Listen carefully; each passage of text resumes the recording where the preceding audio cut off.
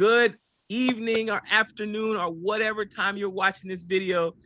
I'm your host, Godfrey Brunn, and this is another episode of 101 Muslim Stories.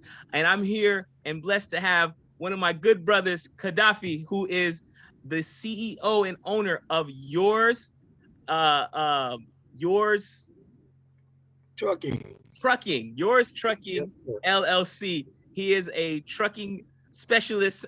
No, but this man is a young brother who has completely changed his life and come from nothing to amazing things and greatness. And I'm gonna let him, Qaddafi, go ahead and give us your story, brother. Tell me about yourself. Assalamu alaikum, world. I go by the name Brother Qaddafi Adeboale. Adeboale meaning the king has returned back to the rightful owner or right throne. And I was born in Miami, Florida, Dade County Hospital. My mother is of Haitian descent. My father, he's Jamaican. So I'm mixed with both bloods. And I grew up in a very strong, I grew up with my grandmother more, and she was a strong Christian. So I was strong in the faith, and I always had faith growing up. Grew up staying out of trouble for the most part, trying to be the only man in my family to guide the women in my family to the right path, make stronger decisions for them, because you know how that can go with the women. And yeah, man, I just been, growing every day. And as far as living goes, man, I just feel like coming from a dark background,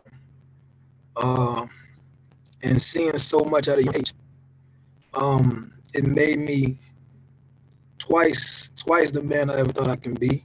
No matter how weak I felt, coming from what I've been through, made me so strongly, and I wish I can just share that with other people and share that energy with other people so it can help them as well. So growing up, man, was very, very different from me being Haitian and Jamaican and living in America, and getting bullied a lot about being Haitian and the way we dress and all the stereotypes. I know that one all too well as a Haitian, as well as a Haitian American.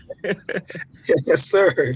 Yes, sir. So growing up, man, growing up with the Haitian parents, man, yeah, it's a hot house. Definitely, it's a lifestyle that everyone doesn't quite understand if you haven't lived it, but it's home, but at the same time it is its own. Oh yeah. Yeah. Oh, yeah. I completely understand. So I'm sorry, I'm getting a lot of traffic today. So let me ask you, you were a convert, you converted to Islam.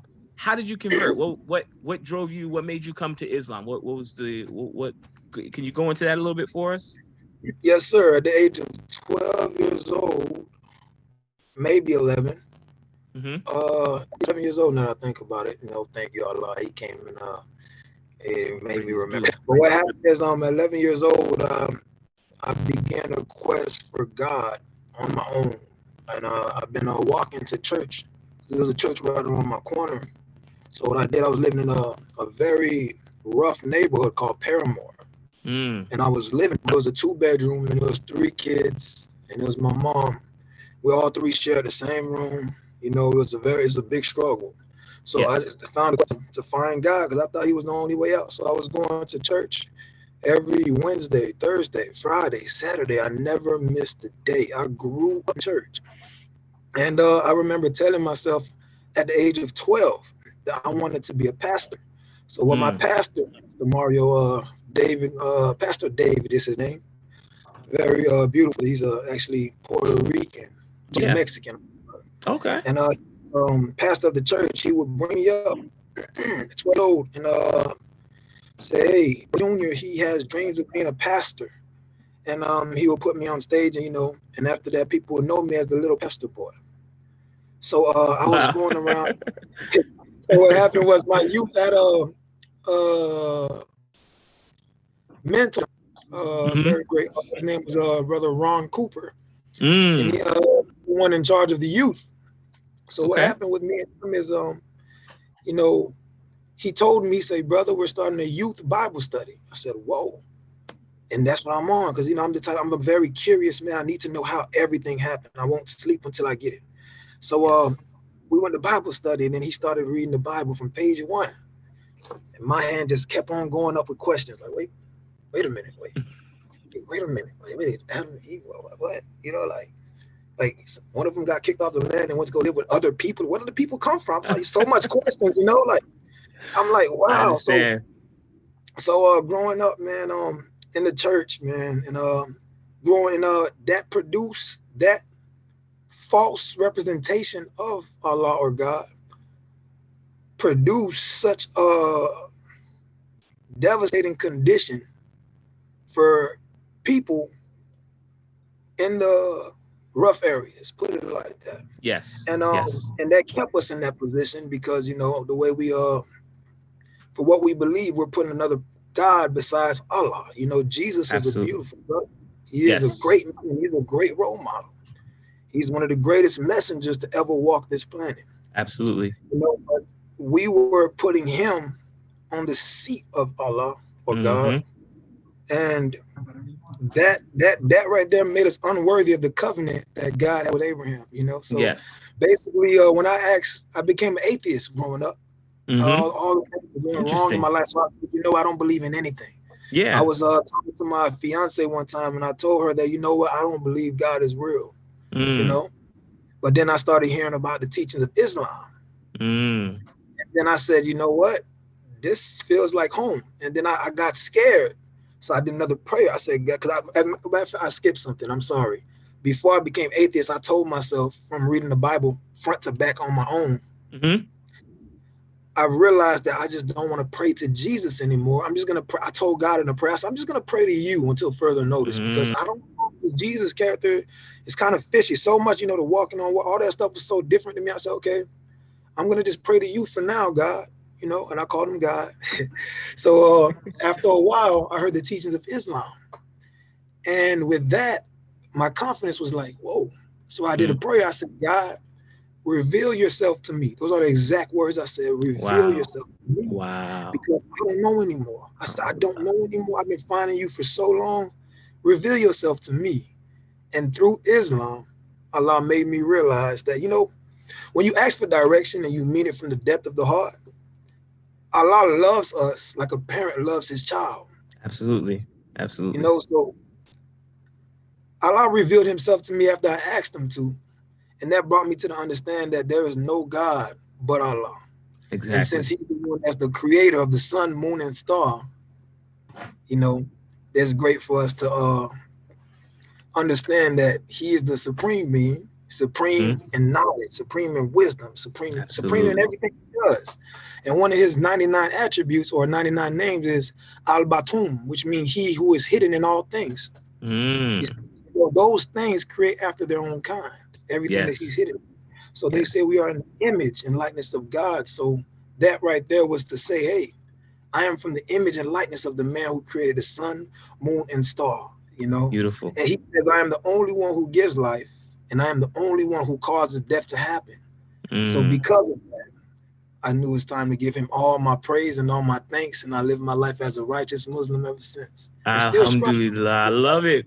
Brother, that is like the parallels between our stories is so amazing. It's phenomenal to hear just the perspective and truth that came with everything that you said. It's phenomenal, brother. Just I'm Thank to you so next much. level. Like Praise you I, for Allah. it's the Praise you chills, for the Allah. chills, all due to praise to Allah. So Yes, let me sir. ask you just a little bit more of a, those were all very personal questions, but let me ask you something. It's something we all think about at some point, and I don't care who says it. I know we all think it. But if you had one superpower, what would that superpower be? You know, if you was to ask me that 2 years ago, I would have told you something silly like flying in the air, or like that. Something like get some spider webs going. Yeah. Become the black Spider Man, the Haitian Spider Man, Classy Man, or something like that. You know what I'm saying? Right. So basically, But now with this new mindset, since Allah has revealed himself to me, I come to the realization that we are blessed with superpowers. We are all the children, and we are made in his exact image and likeness. And you know, since we are coming from the life germ or sperm of Allah, we too share some of his magnificent, beautiful power because we are his children. Yes. You see, I'm not sure if you have kids, brother, but I have a son, and every time he does something that I never taught him, that I used to do as a kid, I'm like, who taught him? I used to do that all like I used to sit with my leg the same way. I used to do the same things with my mouth, and you know, it's the weird things I never taught him. That's because that if I say, brother, raise your hand up, raise your hand down. See, the hand going up and down is actually the last part of the process of your hands actually going up and actually coming down. You see, the thing that's controlling you to trigger your mind to tell you to move it up and down, that's you. And that is transferred through sperm. See, sperm is intelligence, and intelligence lives in us. You see, that's why you don't see, we have the greatest form of intelligence. That's why you don't see monkeys building buildings. You don't see cats building buildings. That's only the we are unique. He made us to foster the lands, right? Yes, sir. So if we can get to the power, the main power that I feel that we are blessed with, if I can change the question, is mind control, but we just don't know how to do it. If we get a way to control our mind, like for example, fasting, I'm hungry today. No, I know my stomach has its own mind, but this head is stronger. That's why when you're a sperm, you're just the head there. There's nothing else there. It's just the head and the tail.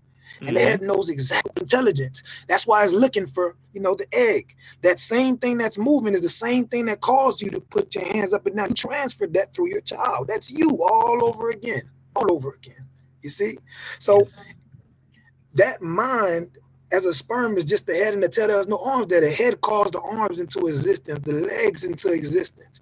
And now we're living in a world where all of our lower body urges are controlling our head. You see, if we can get to the point where we can control this, oh brother, you'll have a power that's so beautiful, and that will be the same power that Almighty God Allah wishes for us to have. Absolutely, absolutely, brother. I love your responses. I love them. So I have one last thing. Our time is running a little short, but my last question for you. Yes, sir. If you can tell the people who are Muslims, new converts, people who are not Muslim, if you can give them one thing, what would you tell them about Islam that they might not know or that you would want them to know? Everything. That question, I know. Everything in life that has a creator has its own instructions. For example, if you were to buy something as simple as a blender, that blender will come with an instructional manual packet on how to use it, how to assemble it from the guy who created it. Yes. So a car, you buy a brand new car, brother, you look in that glove compartment, and next thing you know, a pamphlet there, how to use the car, how to maintenance it from the creator. The greatest creation ever is this universe. And the creator of it left a divine law, instructional packet, how to use it. And that law is Islam, which means complete submission to Allah. Now, if you are created by Allah, you are created to do the will of Allah. So what I'll tell people is, even if you don't know it or you don't want to accept it, brother or sister, you are a Muslim, because the sun is a Muslim. It was created by Allah and is doing the will of Allah. It has not broken the law of which it was created. The moon, the ducks walk in this triangle formation. They do not break the law of which they were created. So the law of which is right there in the book, and it's Islam. And he left that for us to follow. So if we ever want to be what God intended us to be, we must follow his law. And another thing I would love to tell people, and it's a hard thing to say to people. Some people think that, oh, God got me. God got my back. I'm good. I hate to tell you, brothers and sisters, and I mean this with the best of love. No, he doesn't. No, he does not. Allah can only guide you if you follow his law. If you choose a path with guns, well, guess what? One day a bullet might get you, because that's the path you chose. See, you all got free will to do what you want, but I created to do what I want. You know, you can do what you want. You can do your own will. You got free will. God created you to do the will of who? Allah. And when you're not doing the will of Allah, that's up to you. Allah's like, you know, you have a child and he keep doing something bad. He gonna touch that fire. He's gonna touch the fire. Exactly. So this thing, man, is just to follow the law of Allah so we can get closer and close to him and be guided by him and live a good old age, man. There you go. I love it, brother. Thank you so much again, brother Qaddafi. I truly appreciate you and your time. I thank you for coming on and spreading this knowledge and beautiful, beautiful words. And we truly appreciate you. Guys, this is another episode of 101 Muslim Stories. Stay blessed. Assalamu alaikum, family. Yes, sir.